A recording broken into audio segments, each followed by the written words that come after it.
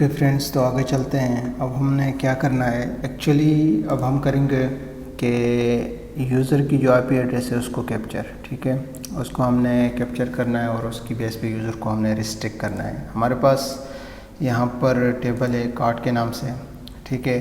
Future में हम इसी आईपी एड्रेस को, यूज़र की जो भी आईपी एड्रेस को हम कैप्चर करेंगे उसी की बेस पे हम यूज़र को कोई भी ऑर्डर प्लेस करना हो तो वो करेगा, ठीक है। बहुत सारी चीज़ों में हम यूज़ करेंगे इस टास्क को, और इसके लिए हम फंक्शन डिफ़ाइन करेंगे। इस फंक्शन को हम डेफिनेटली डिफरेंट जगहों पर यूज़ करेंगे, और जब हम यूज़ करेंगे तो आप लोगों को पता चलेगा कि क्यों ये इम्पोर्टेंट है और हमने क्यों यूज़ किया है, ठीक है। फ़िलहाल हम क्या करते हैं, सिर्फ फंक्शन डिफ़ाइन करते हैं, और फ्यूचर में जब हम यूज़ करेंगे तो आप लोगों को डेफिनेटली पता चल जाएगा। तो कमेंट ऐड करते हैं। इसके लिए हमारे पास है, हम कहते हैं कि ये फंक्शन है for to get user IP, ठीक है। और इसके लिए फंक्शन का कीवर्ड लिखेंगे। डेफिनेटली फंक्शन का कोई नाम होगा तो हम कहते हैं कि गेट यूज़र आईपी, ये फंक्शन का नाम है। आप कुछ और भी रख सकते हैं, ठीक है। तो यूज़र की आईपी को गेट करने के बहुत सारे तरीके हैं, ठीक है। आप इफ स्टेटमेंट को यूज़ कर सकते हैं, स्विच को यूज़ कर सकते हैं, तो अप टू यू। तो मैं यहाँ पर लिखता हूँ स्विच, और कहता हूँ कि सबसे पहले ट्रू से स्टार्ट करते हैं कि ट्रू है तो क्या होगा।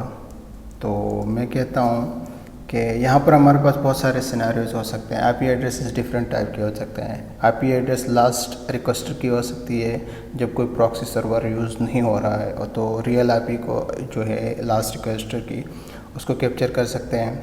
सेकंड हमारे पास सिनेरियो हो सकता है शेयर इंटरनेट की आईपी एड्रेस की, ठीक है।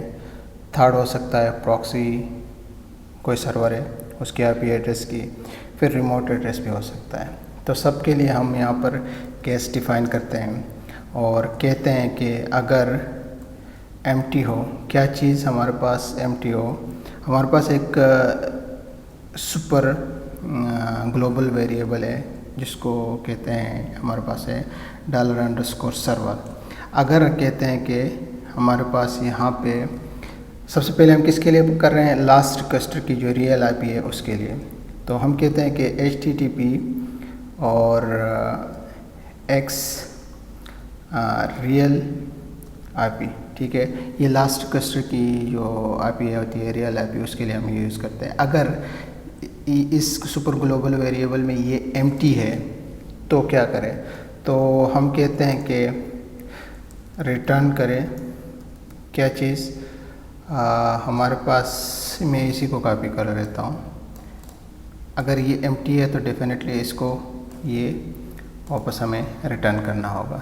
जो हमारे जो रियल आईपी है लास्ट रिक्वेस्टर की वो हमें रिटर्न करेगा। दूसरा हमारे पास केस क्या था, शेयर इंटरनेट के लिए। तो मैं इसी को कॉपी करता हूँ, थोड़ी सी चेंजेस करनी होगी।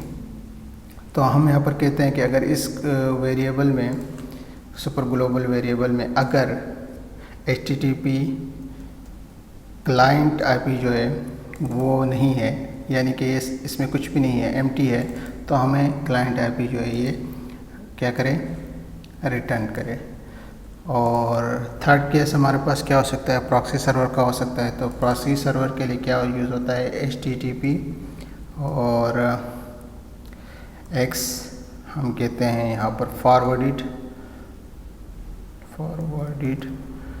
और फॉर, ठीक है। ये हमारे पास होता है प्रॉक्सी सर्वर के लिए। अगर इसमें प्रॉक्सी सर्वर की आईपी भी नहीं है, एम्प्टी है, तो हमें ये रिटर्न करें, ठीक है। और देन हम क्या करते हैं, यहाँ पर डिफ़ॉल्ट यूज़ करते हैं और कहते हैं कि डिफ़ॉल्ट हमारे पास क्या होगी, डिफ़ॉल्ट में हम रिटर्न करते हैं जो है हमारे पास, हम यहाँ पर कहते हैं कि सुपर ग्लोबल वेरिएबल में क्या होगी, रिमोट एड्रेस होगा, ठीक है। ये रिमोट एड्रेस के लिए हम यूज़ करते हैं ADDR, ओके।